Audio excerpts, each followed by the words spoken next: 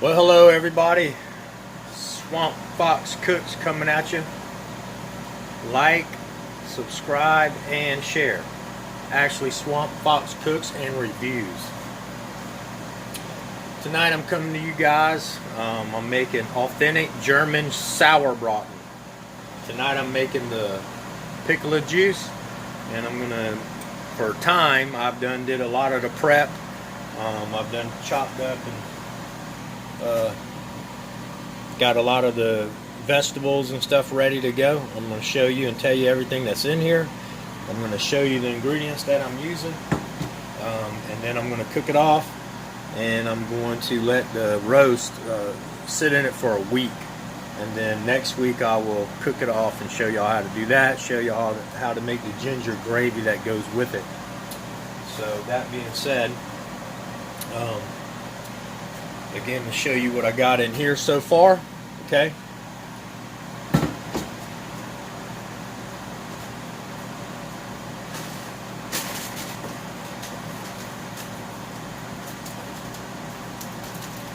Got 2 big yellow onions, peeled and then chopped up. You don't really matter how you chop them, because you're just going to let it sit. It's going to cook in there and then just sit. But 2 yellow onions. A leek. You want to use a leek. A leek is another type of onion that's not as strong. But with leeks, you want to wash these things really good. They're dirty, so you want to cut them and you want to open them up. They're just dirt. Look at the dirt. See, they're dirty inside. You know, see how dirty they are? Look at that. See that dirt? So you want to open them up. You want to wash them real good. And then you want to cut the green out of it, and you only want to cut away the green leaf. You only want to use the white part. But anyway, cut it, slice it long ways, open it up, wash every one of the leaves, okay? And then after it's washed, then you can chop it up. You can roll it back up and then chop it like this, and then throw it in the pan, okay? So that's a leek. It's another type of onion. Of course, you want to use 2 large carrots. You want to wash them, and then I use my peeler and I just strip peel them long ways. It's faster and easier that way. You want to use about 6 to 8 little sprigs of thyme. Okay, I'm going to use about 6 to 8 of these sprigs like this. Okay.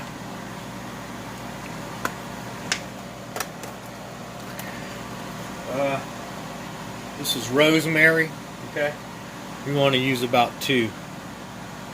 I need to get some better lighting in here, guys, but you want to use 2 of these. You can just throw the whole thing in the pot, because you're not eating this. This is going to be part of the roux, a part of the mix, part of the pickling juice, whatever you want to call it. It's going to be part of that, which you're going to drain off at the end. You're going to get all this stuff out, and you're going to keep the juice, but for the gravy. All right. Bay leaves, okay? You're going to use 3 of these. Bay leaves, 3, okay? Whole cloves. You can use anywhere from 7 to 10. I usually use 10, okay? But 10. Throw the whole cloves in there, okay? That's what they look like. Okay? So throw the whole cloves in there. I put 10. Juniper berries, alright? These are whole juniper berries. I use about 12 of those, and I crack them. What I usually do is this is black peppercorn, okay? I just put them between 2 spoons, and you just kind of want to crack them like that, alright? Alright, so you want to crack the juniper berries open. Throw them in there. Okay. So we got the cloves, we got the bay leaves, the cloves, and the juniper berries. So about 12 juniper berries. You want to use about 12 black peppercorns, whole peppercorns, and you want to crack them the same way. Okay. 2.5 tablespoons of salt. I use sea salt. I use kosher sea salt, coarse. That's what I use for just about all of my cooking. I will use iodized salt for, flavoring afterwards, like a little bit of extra, but not that much.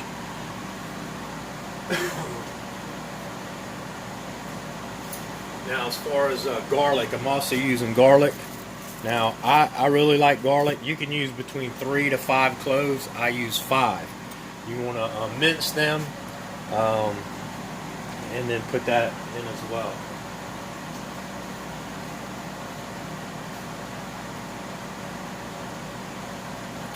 We're also going to be using 1 teaspoon of sugar.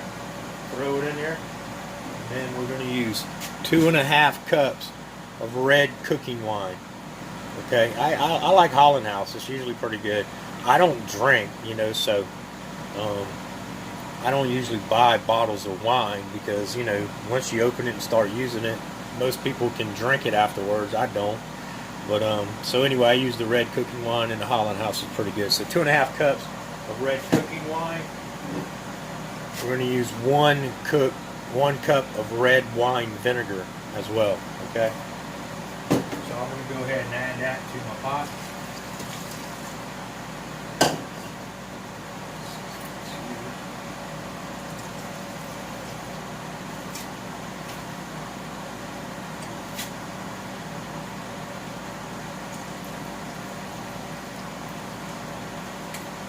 Alright, so I added 2.5 cups of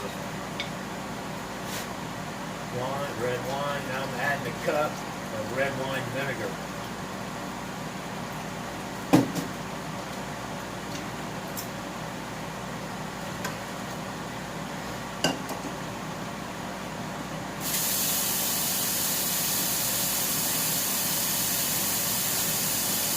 To add to it, I'm going to add 1.5 cups of water.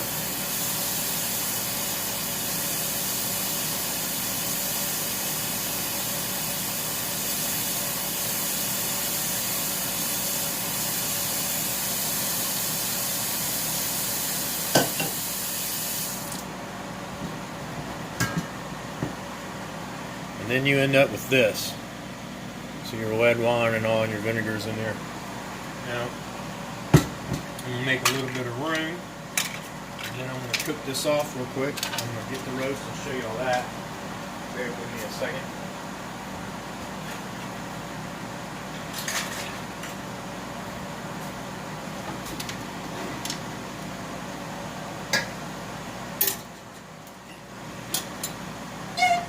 Y'all see I got my stove in. I still got to hook it up. My mom was real funny, y'all. She lived here alone, so she cooked, but she used like them little frying pans that you seen I had and all. Now, as you see, I got the Wolfgang Puck collection. That's what this pots and pans are. Now I got to go to my, I got a bunch of my stuff packed, and I got to bring over here still.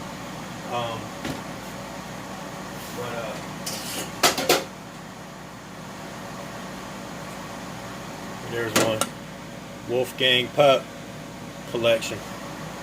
Somebody made a comment about my stuff and everything, and it's all good. But yeah, no, I got all the professional stuff you would ever need for cooking. Let me get this on. It's on. Give me just a minute. I'm gonna break the roast out and wash it. I'm going to get this going to a good boil. I'm going to let it boil for about 10 to 15 minutes. And that's going to boil the alcohol basically out of the wine. And it's going to infuse all these vegetables and all together. And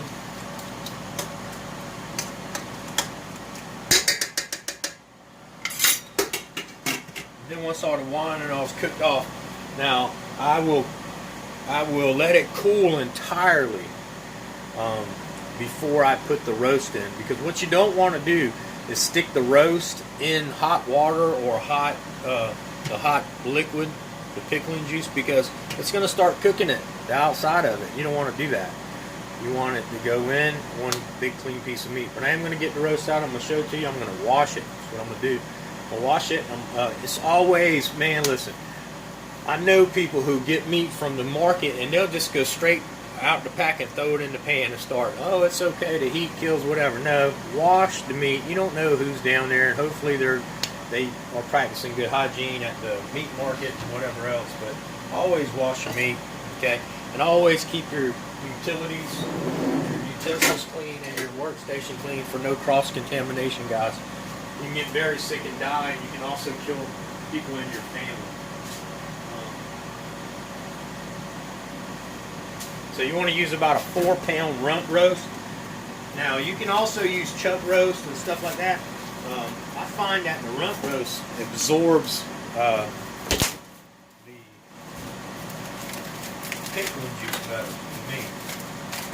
So anyway, there you go. That's your big rump roast. I'm going to wash it, and then I'm gonna wash it in cool water, guys. Cool water, okay? Again, don't use hot water either, because you don't want to start cooking it. You just want it to. You want to wash it good, you know.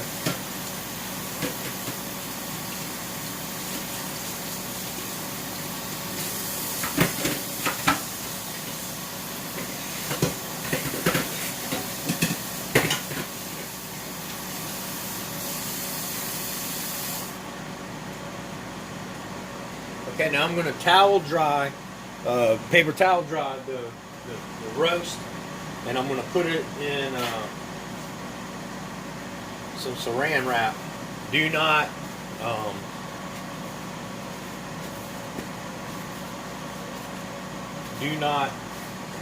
put it in foil. Also, you see I'm cooking this stuff in this pot.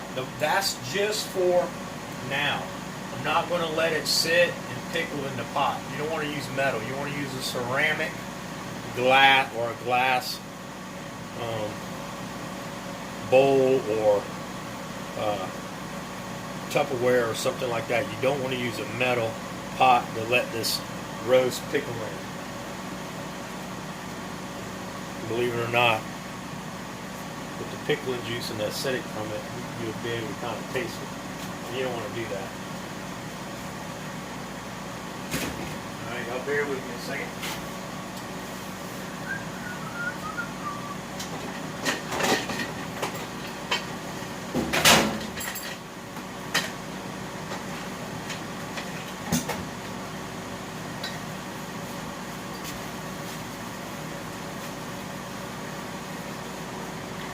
Alright, this is my ceramic cooker that I'm going to cook it in, my crock pot. So that's what it's actually going to be. I'm going to put all this pickling juice and stuff in once it cooks off. And then I'm going to put the roast in there, and I'm going to put the top on it. I'll put it in the refrigerator for a week. And so next week I'll come back and I will do a show, and I'll bring it out, and then I'll brown it off, and then I'll put it in the slow cooker. I'll let it cook. I'll take out the all the vegetables and stuff, and I'll show y'all how to make the gravy once everything's complete. It's a ginger gravy that you cook with it, and the pickling flavor of the meat with that ginger gravy just makes it pop. It's a beautiful dish. It's an authentic dish. It's from Germany. And so, you know, you're going to love that. Also, next week when I'm finishing this off, I'm going to be showing y'all how to make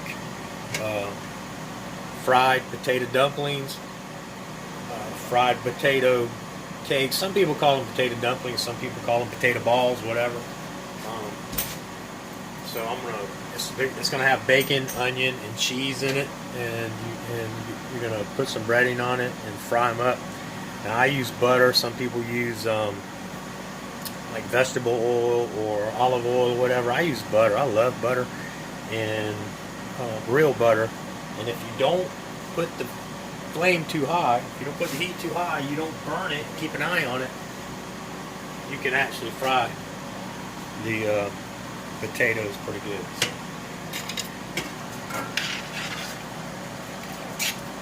Alright, this ain't boiling yet, so still got a little bit of time. So bear with me a few minutes, okay? Let that boil. I'm going to be doing a couple things. I'm going to be preparing some other things tomorrow or Tuesday. Today is Sunday. I know I'm late with this, guys. Last night I ended up going to dinner with Carl and Janine, some friends of mine from the sign shop. And you know, I didn't want to tell them no. They're good friends of mine, and they had asked me to go to dinner with them, so I did. And I realized I can't go live anyway, so it really, I guess, didn't matter last night. So that's why I want to get to 1,000 on this channel, so I can live stream. Now I might try live streaming with Streamlabs or one of those apps, but if it's probably just going to be a waste of time, because like last time it didn't, you know, work well for me at all. It buffed real bad, so we'll have to see what happens. But so anyway, I'm sorry I didn't do the show last night. I am doing it tonight. I originally was planning on doing it last night, and then today I was going to do a soup, and so I'm going to probably do that Monday or Tuesday. So it's a really good soup that I make, and it'll make your tongue slap your face. So I'll be letting you know what ingredients you need for that as well, and so you'll have that.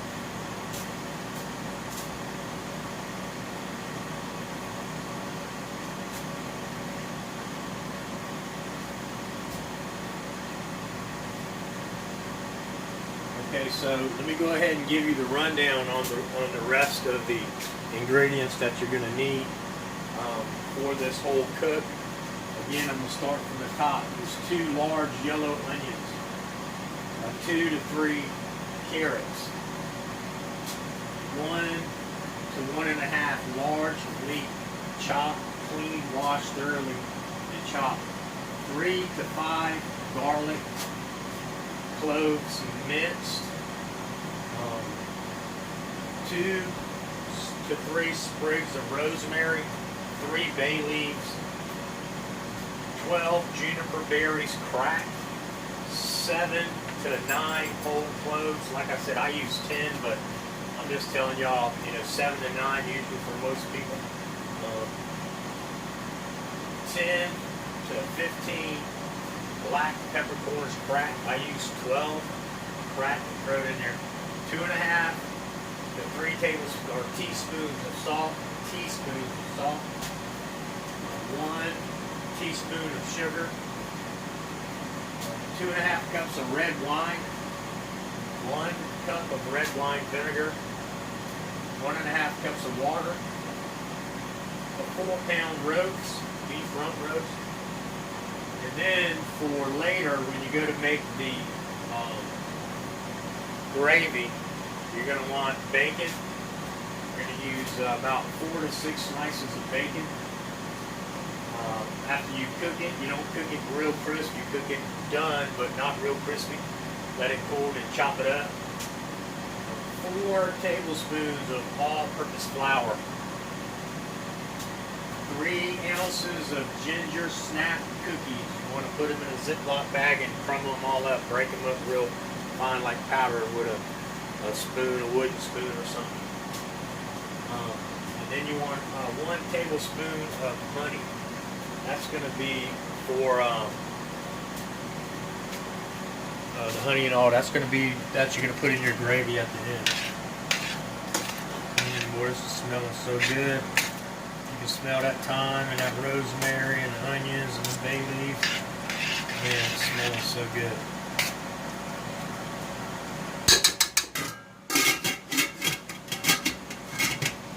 Alright, well, I'm not going to keep y'all too much longer, guys and gals. Like I said, I got all the vegetables over here cooking down, and it's once this starts boiling, I'm going to let it boil, like I said, for about 12 to 15 minutes, and then I'm going to cut it off, and I'm going to let it cool 100%, get totally cold. Then I'm going to, or room temperature, then I'm going to stick the roast in it, and then I'm going to put it in this ceramic Put it in the, cover it, put it in the refrigerator for a week. Now, when I do this, I've done this, I've cooked the same recipe over and over, so it's going to be covered. This roast will be covered totally. That's Patches because I'm ignoring her. She's getting mad at me. But anyway, the roast is going to be totally covered. If you do this and you do not have a vessel that will totally cover the roast, then you want to give it equal amount of time flipping it. You know, if it only covers half of it, then you want to flip like if you leave it soaking for 8 hours, you want to flip the other side for 8 hours, and you do that all week long. Flip it, flip it, flip it, flip it, flip it, to make sure it totally gets coated. If you have a vessel, a big enough pot, or don't use metal now, you got ceramic, glass, or plastic, even Ziploc bags. If you got the big enough Ziploc bags and you can put everything in it, you can actually then sit the Ziploc bag down in a pot, don't matter if it's metal or not, as long as the whole roast is covered, then you don't have to worry about flipping it every day. It's going to be perfect when it comes out. Now, the longer you let the roast sit in the brine or the pickling juice, whatever you want to call it, the longer you let it sit there, the more tender the meat's going to be, the more flavorful it's going to be. So this usually goes up to about 2 weeks, guys and gals. Now, I like it at a week. At a week, it's going to have plenty of flavor in this 4-pound roast, okay? It just is. But like I said, a lot of people like to go the whole 2 weeks, and then that's fine. And, you know, I doubt I'm going to do that. I'm probably going to do the week, which would be next Sunday. I'll finish this off. So look forward to that. But Monday or Tuesday, look forward to me coming here. I'm not going to tell you the type of soup I'm going to make yet. I'll tell you that on Tuesday. But in the meantime, this is getting hot, getting ready to boil. So I'm getting ready to put up the ingredients that I'm not using, and I'm going to clean up, guys and gals. I appreciate y'all being here, and I love you all, and I thank you all. Please smash that like button if you like the content. Subscribe, tell your friends about it, share it. I appreciate everyone. I love you all. Dear Lord, I just wanted to come to you tonight and say thank you for giving me the opportunity to do this show and to spread joy of cooking around the world. Lord, I ask that you uphold and lift everyone in my community, all of my watchers, all of my subscribers, all of my friends and family that show me love and support. Please lift them up and hold them dearly close to you, Lord. In Jesus' name I pray. Amen.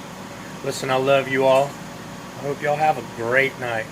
Y'all feel free to call me anytime if y'all want to reach out, ask me about a recipe, how to cook something, or just want someone to talk to. Everyone out there in YouTube land and across the world is welcome to call me at 843-554-4336. 843-554-4336. You can email me at armenhammer42@gmail.com. ARMENHAMMER42@gmail.com. If you don't get me, don't feel bad. I will get the message, and I will eventually get back with you. I do have a lot of people who will call and email sometimes, and sometimes it takes me a minute to get back. I do have a job also, so don't feel like I'm neglecting you, because I will get back to you. I do appreciate your comments, and I do appreciate your friendship and love and support. Have a great day.